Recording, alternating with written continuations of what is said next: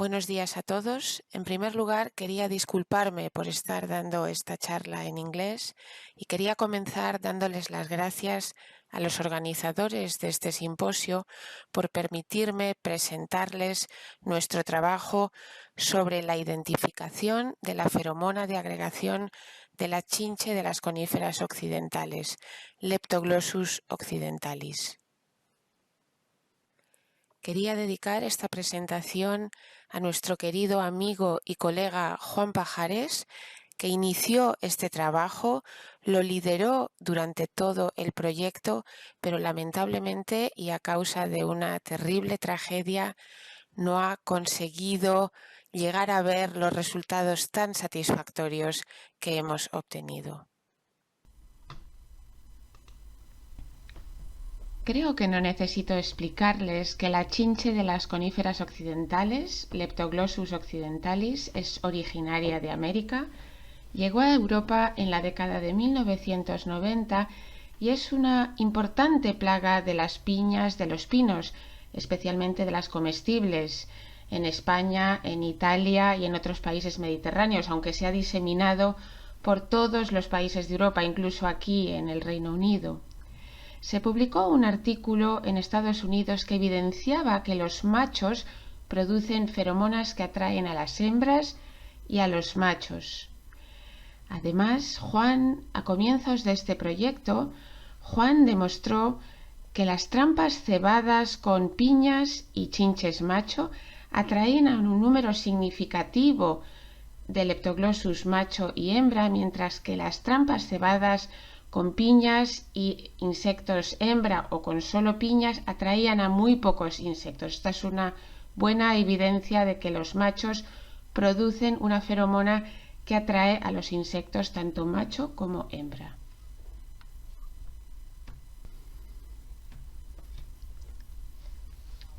En nuestro trabajo sobre la identificación de la estructura química de esta feromona, lo primero que había que hacer era recoger la feromona. Esto lo hicimos colocando a los insectos en un frasco de vidrio, inyectando aire en el frasco a través de un filtro de carbón vegetal para purificarlo, y luego el aire salía a través de un polímero poroso que atrapaba los compuestos volátiles y orgánicos que habían producido los insectos. Estos compuestos los recuperábamos lavando el filtro con un disolvente orgánico y analizábamos la disolución resultante. Iniciamos la recogida en el Reino Unido, pero la mayoría las hicimos a lo largo de este proyecto en España. Hicimos más de 300 recogidas provenientes de machos y hembras colocados en distintos recipientes.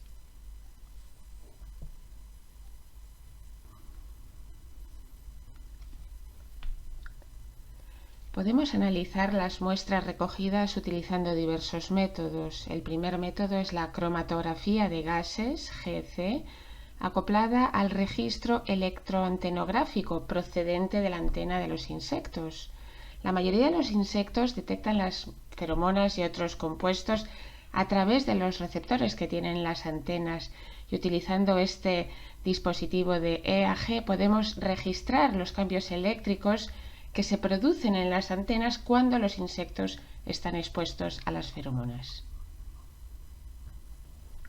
Aquí les muestro los resultados que obtuvimos. En la parte izquierda, en la curva inferior, tenemos el cromatograma de gases, GC, que comprende una serie de picos. Cada uno corresponde a un compuesto distinto de los que salen del cromatógrafo de gases.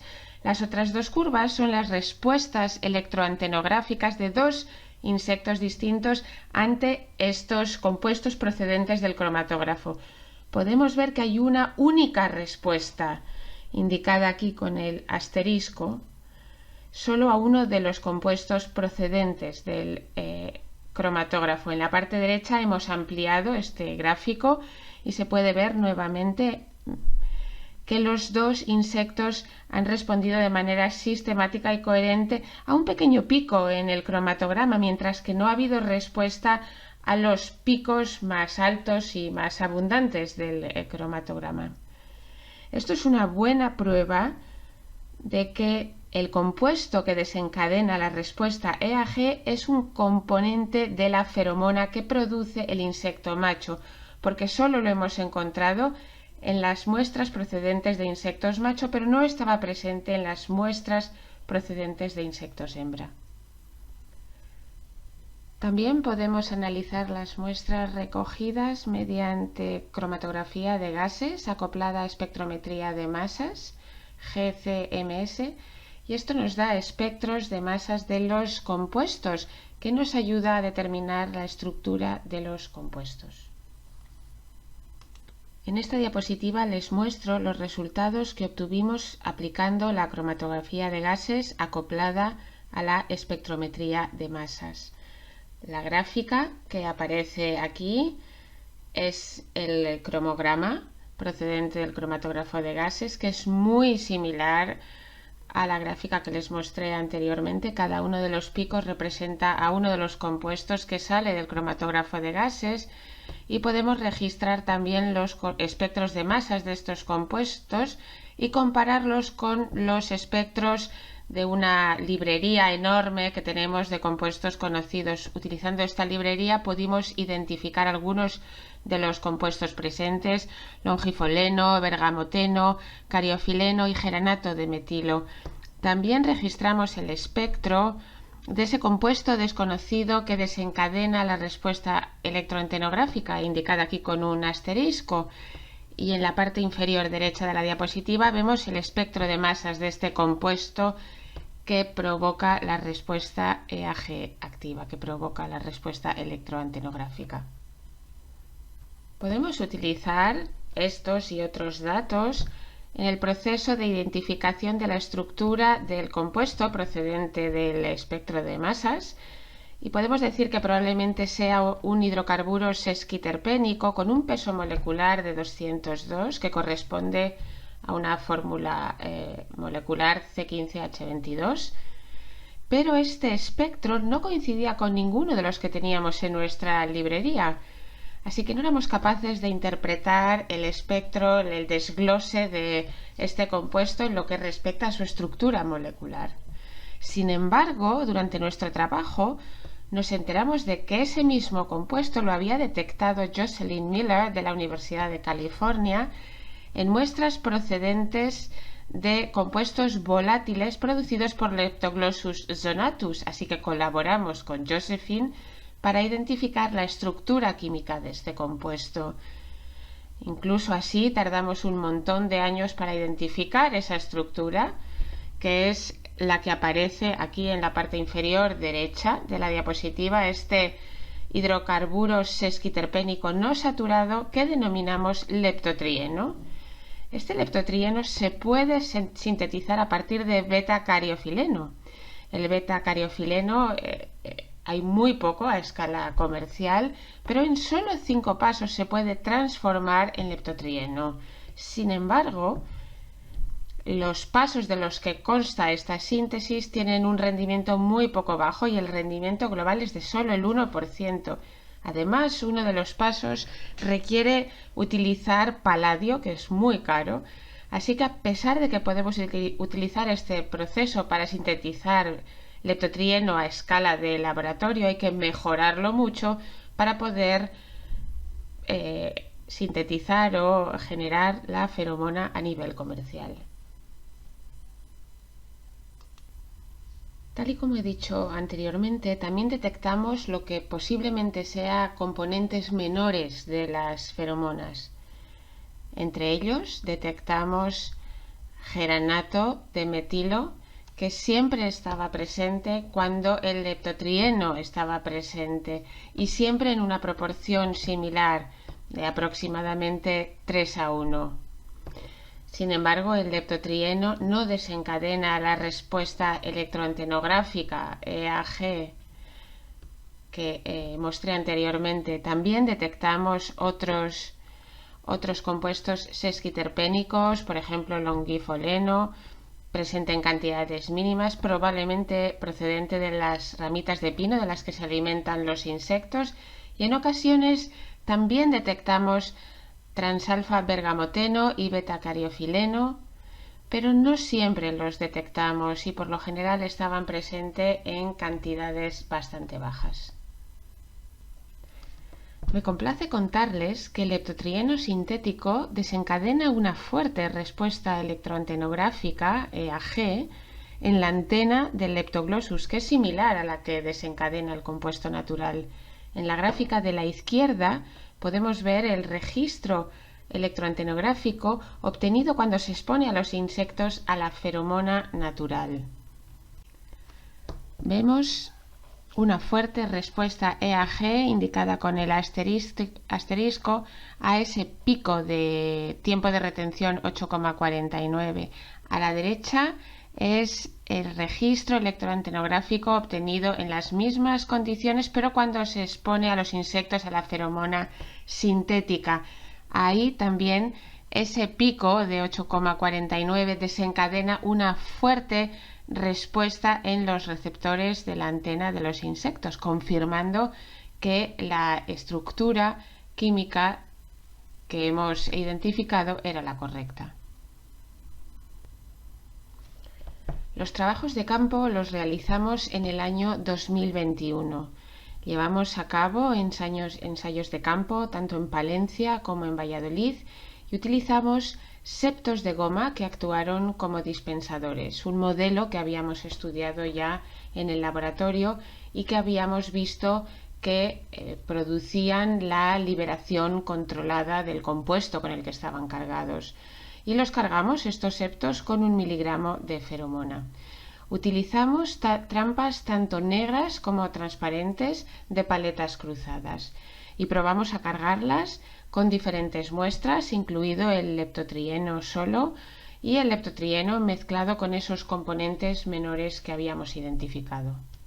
Los experimentos los realizamos entre abril y noviembre del año pasado. Los resultados se muestran en la gráfica que aparece en la parte inferior y ahí se ve que las capturas fueron bastante bajas durante la primera parte del ensayo, entre abril y agosto, pero luego empezaron a aumentar y alcanzaron valores muy elevados durante agosto, septiembre y octubre, incluso en noviembre.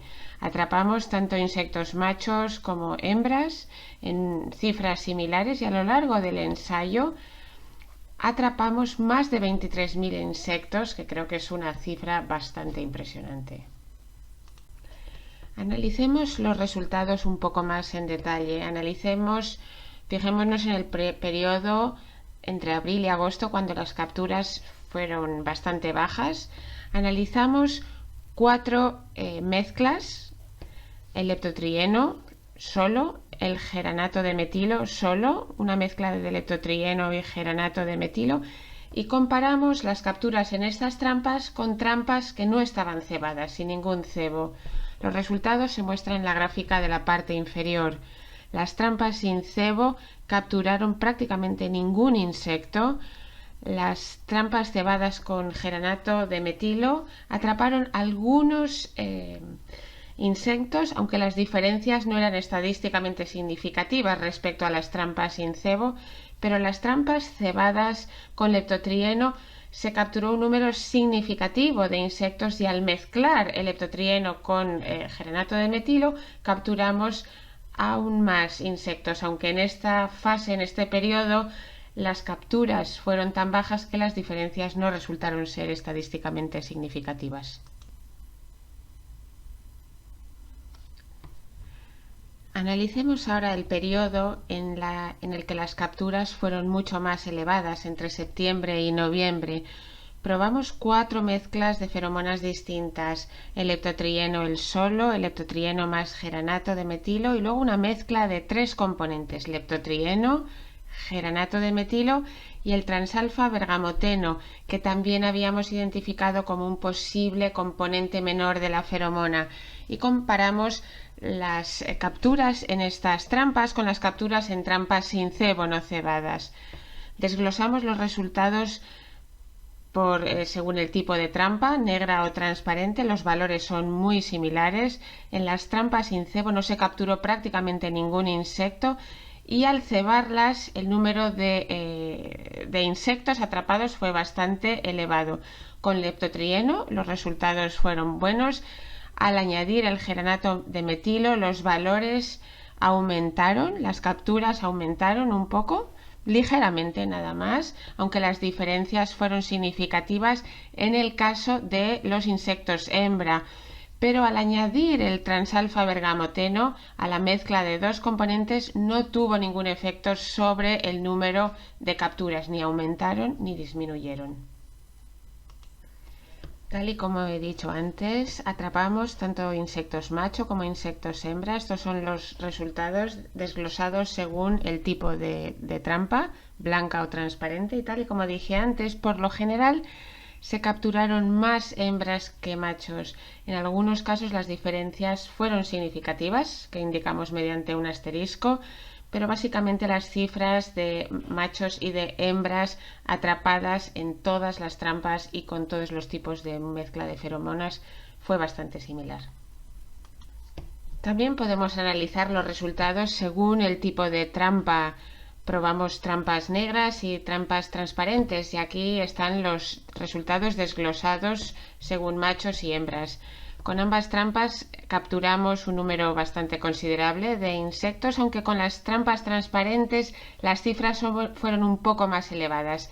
En algunos casos concretos esas diferencias fueron estadísticamente significativas, pero vamos, ambos tipos de trampa fueron efectivas para la captura del Leptoglossus. Como resultado de este trabajo hemos conseguido identificar la estructura química del principal componente de la feromona del Leptoglossus occidentalis. Se trata de un nuevo hidrocarburo sesquiterpénico que hemos denominado leptotrieno.